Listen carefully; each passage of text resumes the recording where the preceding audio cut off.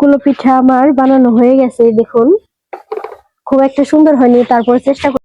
আসসালামু বন্ধুরা, কেমন আছেন সবাই? পারভিন ভিলেজ ফুড আর একটি নতুন ভিডিওতে আপনাদের সবাইকে স্বাগত। আজকে আমি একটা পিঠার রেসিপি নিয়ে আপনাদের মাঝে হাজির হয়েছি। দেখুন আমার পিঠাটা বানাতে লাগবে এখানে ময়দা, তারপর নিয়েছি দুধ, গরু দুধ নিয়েছি আমি, আপনারা চাইলে গুঁড়ো দুধ ব্যবহার করতে পারবেন। আর নিয়েছি চিনি আর একটা ডিম। প্রথমে আমি দুধটা চুলায় বসিয়ে দেব গরম হওয়ার জন্য।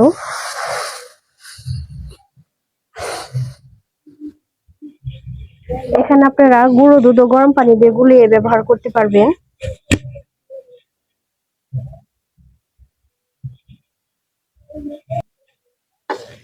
দুধ বলক চলে এসেছে, এখন আমি দিয়ে দিব সামান্য পরিমাণ একটু লবণ। আর এখানে নিয়েছি আমি এক বাটি ময়দা।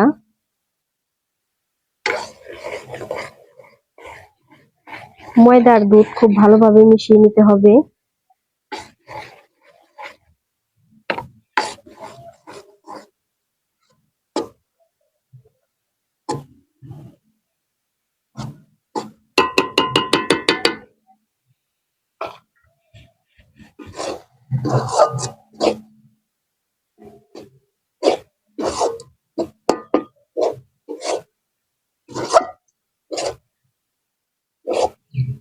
দেখুন মেশানো হয়ে গেছে।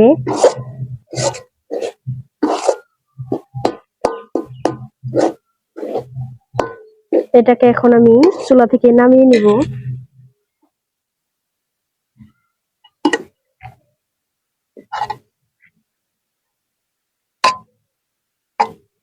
হালকা একটু ঠান্ডা হতে দিতে হবে, না হলে এটা হাত দিয়ে মাখা যাবে না, হাত পুড়ে যাবে। তাই 5 মিনিট ঠান্ডা করে নেব। মোটামুটি 4-5 মিনিটের মতো ঠান্ডা হয়ে গেছে, তো মেখে নেব। তার আগে আমি এখানে একটা ডিম ভেঙে নেব। একটা ডিমেই হবে, বেশি ডিম লাগবে না। ডিমটা খুব ভালো করে গুলে নিতে হবে।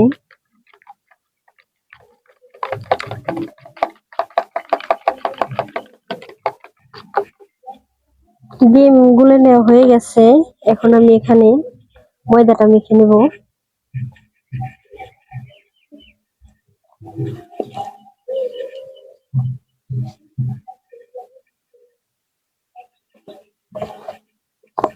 হয় রুটি বানালে যেরকম ডো তৈরি করতে হয়, সেরকমই মেখে একটা ডো তৈরি করে নেব।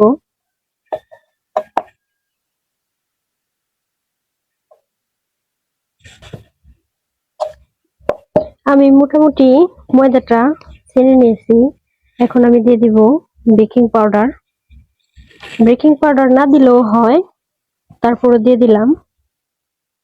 ডিম দেওয়ার কারণে এমনিতেই ফুলবে।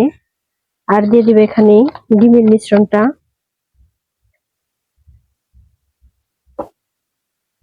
একবারে পুরো মিশ্রণটা দেওয়া যাবে না, তাহলে পাতলা হয়ে যাবে।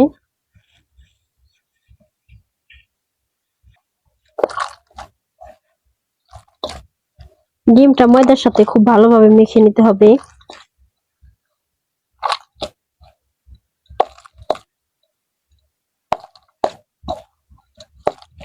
এরকম হাতে একটু লেগে আসবে, তার জন্য হাতে একটু তেল মেখে নিলে আর লাগবে না।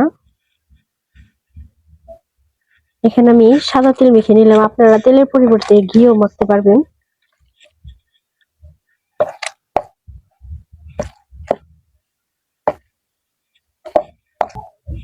ময়দাটা আমার মাখা হয়ে গেছে, এখন আমি একটু ময়দা মাখা নিয়েছি, তারপরে এরকম ভাবে হাত দিয়ে এটাকে একটা গোলাকার তৈরি করে নিব। এখন এরকম ভাবে হাত দিয়ে চাপ দিয়ে দেখুন গোল একটা বল তৈরি করে নিলাম। এখন এর উপর দিয়ে এভাবে তেল দিয়ে দিতে হবে। এখানে আমি একটা ছুরি নিয়েছি, এই ছুরির সাহায্যে আজকে ডিজাইনটা আমি তৈরি করব। এই যে দেখুন এরকম ভাবে ধার একটু কেটে কেটে দিতে হবে।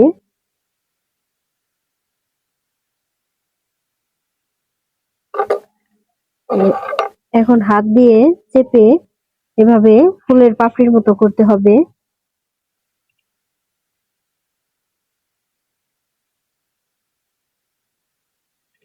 হয়ে গেছে।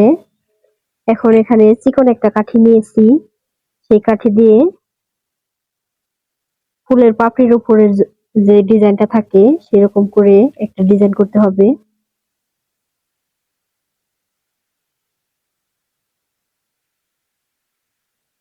আর এখানে আরো একটা কাঠি নিয়েছি আমি, এই কাঠি দিয়ে যে মাঝখানে এরকম ভাবে ফুটো করে দিতে হবে, তাহলে দেখতে আর একটু বেশি সুন্দর লাগবে।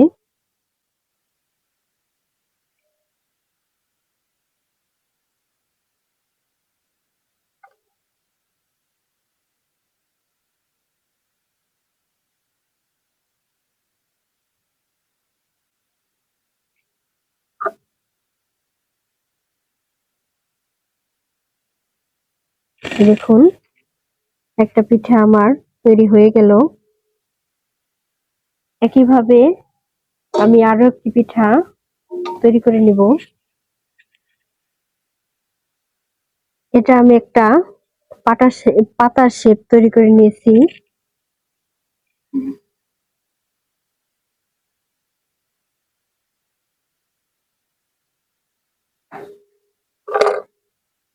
এই দেখুন,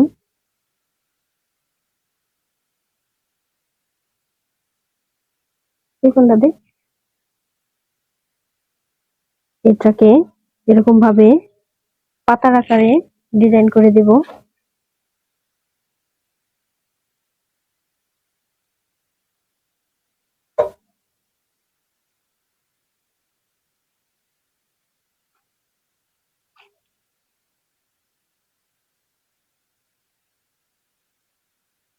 হয়ে গেল আমার দুইটা পিঠা।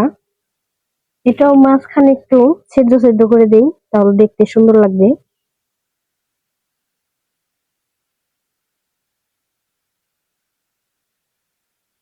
দেখুন,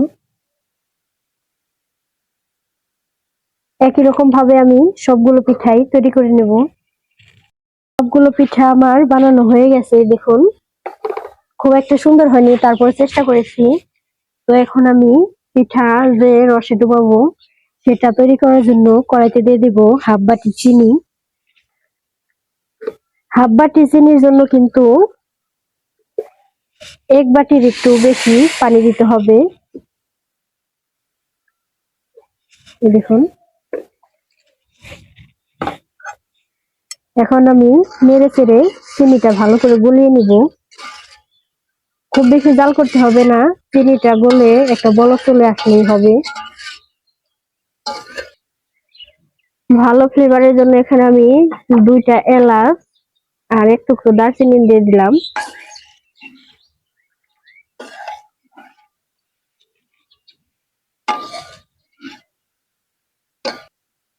চিনিটা আমি খুব ভালো করে জাল করে নিয়েছি।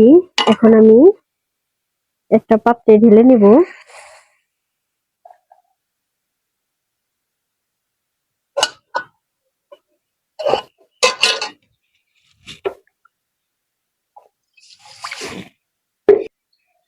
কড়াইটা খুব ভালো করে গরম হয়ে গেছে, এখন আমি পিঠা ভাজার জন্য তেল দিয়ে দিব।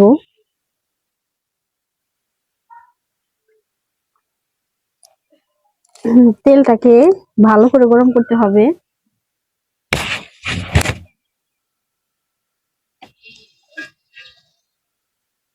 তেল খুব ভালো করে গরম হয়ে গেছে, এখন আমি একটা একটা পিঠা তেলের মধ্যে দিয়ে দিব।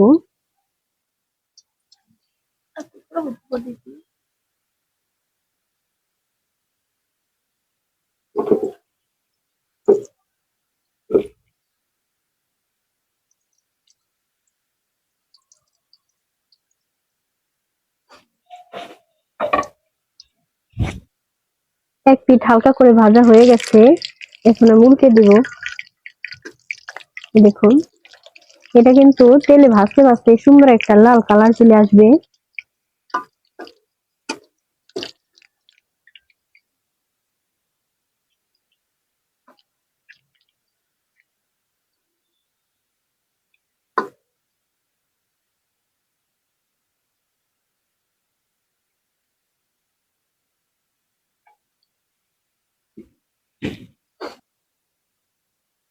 পিঠাগুলো আমার ভাজা হয়ে গেছে, এখন তেল থেকে তুলে নিব।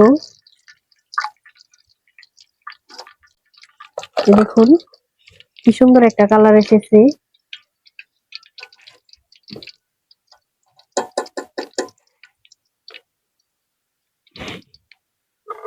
পিঠাই ভেজে নিব।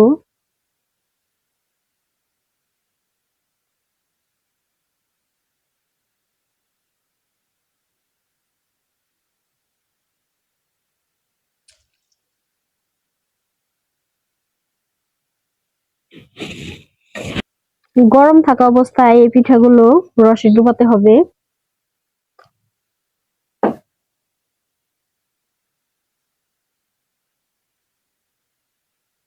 মোটামুটি 4 থেকে 5 ঘন্টার মতো এরকম ভাবেই রসে ডুবিয়ে রাখতে হবে, তাহলে সুন্দর মতো ভিতরে রসটা ঢুকবে।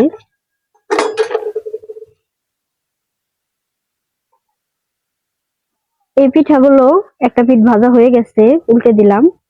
এরকম ভাবে সবগুলো পিঠাই ভেজে আমি রসে ডুবিয়ে রাখবো শিরার মধ্যে। 5-6 ঘন্টা পর তারপর আপনাদের দেখাবো কেমন হলো, ভিতরে কেমন রস ঢুকলো। দেখুন অনেকটাই শিরা দিয়েছিলাম, তো শুকিয়ে গেছে, সবটা রসই শুষিয়ে নিয়েছে পিঠাগুলো। এখন আমি আপনাদেরকে দেখুন কতটা নরম হয়েছে, কেটে দেখাচ্ছি।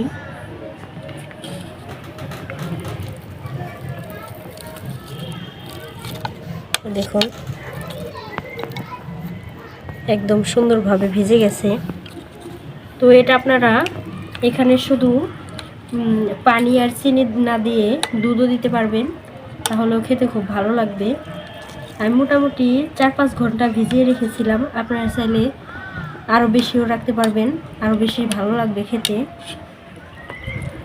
এরকম আরও রান্নার নিত্য নতুন ভিডিও পেতে পারভিন ভিলেজ ফুড চ্যানেলটিকে আপনারা অবশ্যই সাবস্ক্রাইব করবেন। আর আজকের ভিডিওটা আপনাদের কেমন লাগলো সেটা কমেন্ট করে জানাবেন।